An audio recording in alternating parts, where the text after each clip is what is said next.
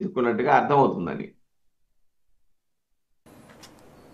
Okay sir. Shankar Krishnarayana గారు good morning అండి. So చూస్తున్నాం మరి జగన్మోహన్ రెడ్డి గారు ఆల్మోస్ట్ అరెస్ట్కి మెంటల్గా ఫిక్స్ అయ్యారా అనేటటువంటి వాదన ఒక పక్క నడుస్తూ ఉంటే, విజయసాయి రెడ్డి లాంటి వారు అంటే ఆయన తరపున ఢిల్లీకి సంబంధించినటువంటి వ్యవహారాలు కావచ్చు, పనులు కావచ్చు చక్కబెట్టడం, జగన్మోహన్ రెడ్డి గారికి సెగ తగలకుండా చూసినటువంటి పర్సన్ ఇప్పుడు పార్టీకి దూరం కావడం కూడా ఒక ఇబ్బందికరమైనటువంటి పరిస్థితి అనేటటువంటి వాదన కూడా వ్యక్తమవుతోంది. అంతేకాకుండా మరొక ఇద్దరు అంటే మిథున్ రెడ్డి గారు కావచ్చు, అలాగే చెరుడి భాస్కర్ రెడ్డి ఇద్దరు కూడా అరెస్ట్ అయ్యడం కూడా ఆయనకి కాస్త ఇబ్బందికరమైనటువంటి పరిస్థితి, ఆయనకి సంబంధించినటువంటి అంటే ఆయన పనులు చక్కబెట్టేటటువంటి పరిస్థితి లేదు అనేటటువంటి వాదన వ్యక్తమవుతూ ఉన్నటువంటి సిచ్యువేషన్. సో ఓవరాల్గా ఎలా ఉండబోతుంది అంటే లిక్కర్ స్కామ్లో ఖచ్చితంగా బిగ్ బాస్ జోలికి వెళ్తారా? ఆయన పిఏసీ సమావేశం కూడా నిర్వహించబోతున్నారు. మరి ఇది ఎందుకు సంకేతం అనుకోవచ్చు అంటారు? సార్, మీకు అలాగే ప్యానెల్ ఉన్నటువంటి ఇతర సభ్యులకి, ప్రైమ్ నైన్ వీక్షకులకి కూడా గుడ్ మార్నింగ్ అండి.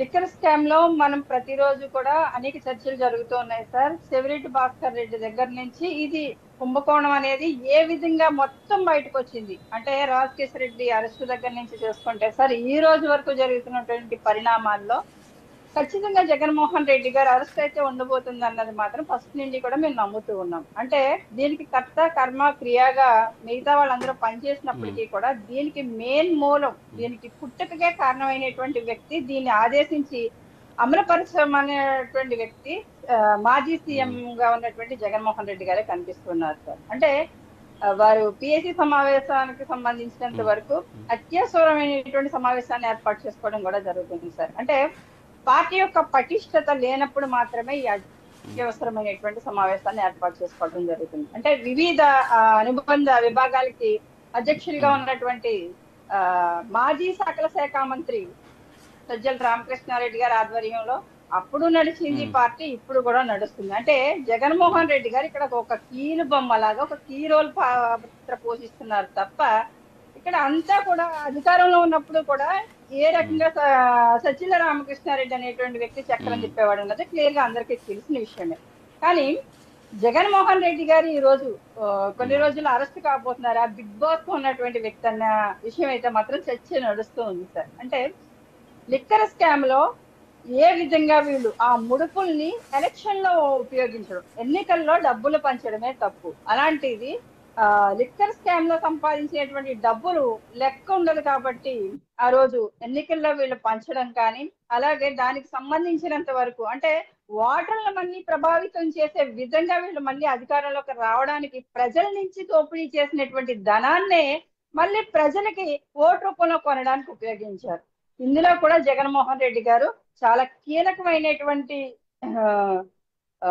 కేసులు అయితే ఎదుర్కోబోతున్నారనేది మాత్రం అర్థమవుతుంది సార్. అంటే వీళ్ళు ఏదో ఒక మూవీలో చూపించినట్టుగా ఏ రకంగా ఈ లిక్కర్ స్కామ్ లో సంపాదించినటువంటి డబ్బుల్ని అక్కడ ఏ విధంగా లెక్క పెట్టించేవారు మిగతా వాళ్ళ దగ్గర నుంచి అన్నది కూడా, ఇవన్నీ కూడా సిట్ విచారణలో అయితే మాత్రం పూర్తిగా ఇవన్నీ తేటతెల్లమై అవుతున్నాయి సార్. అంటే 3,500 కోట్ల రూపాయలు మాత్రమే ఇవాళ కనిపిస్తాం, అంటే ఆధారాలతో చూపించగలుగుతుంది. అంటే 100 కోట్ల స్కామ్ జరిగినటువంటి ఢిల్లీ లాంటి ప్రదేశంలోనే అరెస్టులు జరిగినప్పుడు ఇక్కడ 10 కోట్ల లేకపోతే 68 కోట్ల లేకపోతే 3,500 కోట్ల అన్నది క్లియర్ గా సిట్ లో ఉంది సార్. ఆ సిట్ అది 3,500 కోట్లు చూపిస్తుంది కాబట్టి ఖచ్చితంగా అరెస్ట్ అనేది మాత్రం ఇందులో బిగ్ బాస్ కి అయితే మాత్రం జగన్మోహన్ రెడ్డి గారి జైలుకి వెళ్ళడం అయితే ఖాయమవుతుంది. అందుకే సార్ చాలా మంది సీనియర్స్ కూడా పార్టీకి దూరంగా కావచ్చు, కాకపోతే ఈ రోజు పార్టీని లీడ్ తీసుకోవడానికి కూడా మీనా నువ్వా అన్నట్టు పోటీ పడుతున్నటువంటి పరిస్థితి ఈ రోజు కొన్నిసార్లు మనం చూస్తున్నాం. రోజా గారు లాంటి వ్యక్తి ఎంత దిగజారిపోయి హై ఫోకస్డ్ గా కనిపించాలి పార్టీలోని, ఆమె రోజు రోజుకి దిగజారిపోయి ఏ రకంగా మాట్లాడుతుంది ఇవాళ. అంటే ఏంటి ఈ మధ్య కరెక్టే మీరు చెప్పినట్టు రోజా గారు కావచ్చు, తర్వాత సజ్జల రామకృష్ణారెడ్డి గారు కావచ్చు, సో వీళ్ళిద్దరూ ఈ మధ్యకాలంలో బాగా యాక్టివ్ అయిపోయారు మీరు చెప్పినట్టు. అంటే ఏంటి పార్టీకి సంబంధించి జగన్మోహన్ రెడ్డి గారిని ఎలాగూ అరెస్ట్ అవుతారేమో, సో అరెస్ట్ అయితే పార్టీని క్యాప్చర్ చేద్దామని ఏంటి అసలు మీ ఉద్దేశం ఏంటి? ఇప్పుడైతే చెప్పారు. అవును సార్, ఎందుకంటే ఇద్దరు కూడా ఒకే సామాజిక వర్గానికి సంబంధించినటువంటి వ్యక్తులు, వాళ్ళకే ఎక్కువ అవకాశం ఉంటది కాబట్టి జగన్మోహన్ రెడ్డి గారి పార్టీయే 90% వాళ్ళకి మాత్రమే పంచుకునేటువంటి పార్టీ కాబట్టి ఇవాళ అధికారం కూడా ఏ రక పార్టీలో ఉన్నటువంటి బాధ్యతలు కావచ్చు, లేకపోతే పార్టీలో ఒక అధ్యక్ష పదవిలో ఉన్నప్పటికీ పార్టీని లీడ్ చేస్తారనేటప్పటికీ అది ఫోకస్ వేరుగా ఉంటది కాబట్టి ఇవాళ సజ్జల గారు కావచ్చు, రోజా గారు కావచ్చు, రోజు రోజుకి పోటీ పడుతున్నటువంటి పరిస్థితి. మొన్నటి వరకు వీళ్ళు కనుమరుగైపోయినటువంటి పరిస్థితిగా కనిపించినప్పటికీ కొంతమంది పేరు నాని లాంటి వ్యక్తులు, బొత్స గారు లాంటి వ్యక్తులు ఆఫ్టర్ ఎలక్షన్ అయిపోయిన తర్వాత నుంచి వాళ్ళందరూ కూడా చాలా మంది యాక్టివ్ గా ఉన్నారు. అంటే ఇక్కడ ఇంకో విషయం కూడా తీసుకొస్తారు. నిజంగా జగన్మోహన్ రెడ్డి గారు జైలుకి వెళ్లాల్సినటువంటి పరిస్థితి వస్తే గనక అంటే నా ఎస్సీలు నా బీసీలు అని చెప్తూ ఉంటారు కదండి జగన్మోహన్ రెడ్డి గారు. అలాగేమైనా పార్టీ బాధ్యతలు అప్పగించి వెళ్తారా, లేకపోతే మాజీ సకల శాఖ మంత్రి గారు అయినటువంటి సజ్జల గారికి అప్పచెప్తారా, లేకపోతే తన సామాజిక వర్గం అయినటువంటి రోజా గారికి అప్పచెప్తారా? ఇదంతా కూడా ప్రజల్లో చర్చ నడుస్తూ ఉంది సార్. అంటే జగన్మోహన్ రెడ్డి గారు ఏ విధంగా స్టెప్ తీసుకోబోతున్నారు అనేది. ఆయన ఇక్కడ తాడేపల్లి ప్యాలెస్ కన్నా కూడా సార్ ఎక్కువ ఇలహంక ప్యాలెస్ లోనే ఎక్కువగా ఆయన గడుపుతూ ఉన్నారు కాబట్టి ఏదో వారానికి 2-3 సార్లు ఆటవిడుపుగా వచ్చి ఆటలు అట్టుపండిలోకి వెళ్ళిపోతూ ఉంటారు. కాకపోతే ఇప్పుడు ప్రస్తుతానికి అయితే మాత్రం ఆయన జగన్మోహన్ రెడ్డి గారు ఇక్కడ కనిపించలేనటువంటి పరిస్థితి సార్. అంటే ఏపీలో చూసుకుంటే జగన్మోహన్ రెడ్డి గారు ఎక్కడున్నారు అన్న చర్చ కూడా నడుస్తూ ఉంది. రోజు ప్రజల మధ్య పోరాటం చేస్తాను, పాదయాత్ర చేస్తాను అన్నటువంటి వ్యక్తి లెహంకా ప్యాలెస్ ని వదిలి రాకపోవడానికి కారణం ఏంటి అన్నది కూడా ప్రజల చర్చ నడుస్తూ ఉంది. లిక్కర్ స్కామ్ లో అయితే మాత్రం సార్ ప్రజలు అంటే ఇక్కడ డబ్బు విషయం పక్కన పెడితే ప్రజల ప్రాణాలతో చెలగాటమాడి చాలా మంది ప్రాణాలకి మరణాలకు కారణమైనటువంటి వ్యక్తి జగన్మోహన్ రెడ్డి. ఆడపడుచులకి సంపూర్ణ మద్యపానం నిషేధం చేస్తానని ఆ రోజు హామీ మరి ఆ దిశగా ఇప్పటి వరకు మరి కరెక్టే. మీరు మొదటి నుంచి కూడా గతంలో ఇప్పుడు గతంలో మీరు అధికారంలో లేనప్పుడు గతంలో అనేక విమర్శలు చేశారు. సో ఇప్పుడు అధికారంలోకి వచ్చి కూడా ఇంకా విమర్శలు ఎందుకు? మరి దాని మీద కేసు పెట్టండి. మీరు చెప్పినట్టు ఇంతమందికి లివర్ డ్యామేజ్ అయింది, ఇంతమందికి ఆరోగ్యం పాడైంది, లేకపోతే ఇంతమంది చనిపోయారని చెప్పేసి మీరు ఆరోపణలు చేసే క్రమంలో మరి ఎందుకు ఆ దిశగా కేసులు పెట్టలేకపోతున్నారు? కేవలం వాటిని ఆరోపణలకు ఎందుకు పరిమితం చేస్తున్నారు మీరు?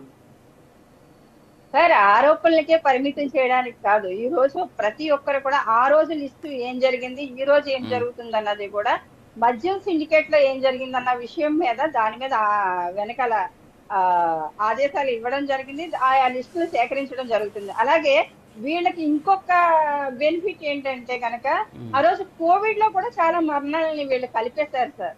అంటే లివర్ డ్యామేజ్ అయిపోయినటువంటి వ్యక్తులు ఆ రోజు చాలా మంది ప్రాణాలు కోల్పోయినటువంటి వ్యక్తులు వాళ్ళందరి లిస్టు సేకరించే పనులు అయితే ఈ రోజు ప్రతి సిట్ కూడా వెనకాల నుంచి ఇదంతా కూడా కసరత్తు చేస్తుంది సార్ ఆయా శాఖలకు ఆదేశించి. కాకపోతే ఆ మరణాల సంఖ్య ఏ రకంగా ఉందంటే అది కోవిడ్ మరణాలా ఈ మరణాలా అన్న దాన్ని కూడా పూర్తిగా తేల్చుకోలేకుండా అందులో కలిపేసినటువంటి పరిస్థితి. అంటే ప్రతి రూపాయిని దోపిడీ చేశారు సార్. అంటే నాసి రకం మద్యాన్ని అమ్మి ప్రజల ప్రాణాలతో చెలగాటం అనేటువంటి ఇలాంటి వ్యక్తులు అయితే మాత్రం మళ్ళీ అధికారంలోకి వచ్చేటువంటి అవకాశము లేదు. ఇలాంటి వ్యక్తులకైతే మాత్రం కఠినమైనటువంటి శిక్షలు పడాలి సార్. ముందు చర్యలు తీసుకోవాలి. అరెస్ట్ చేస్తే సానుభూతి పెరుగుతేమో అని అనుకుంటున్నారు, కానీ ప్రతి ఇంట్లోని వీళ్ళ గురించి కష్ట నష్టాలు భరించినటువంటి వ్యక్తులు కావచ్చు, ఆ వ్యక్తుల్ని చనిపోయినటువంటి వ్యక్తులు కూడా ఇంటికి తీసుకొచ్చి ఇవ్వలేము. ఆ కుటుంబం ఎంత బాధపడుతుంది అన్నది ఈ రోజుకి ఆ ఎఫెక్ట్ ఇంటి మీద పడుతూనే ఉంటది.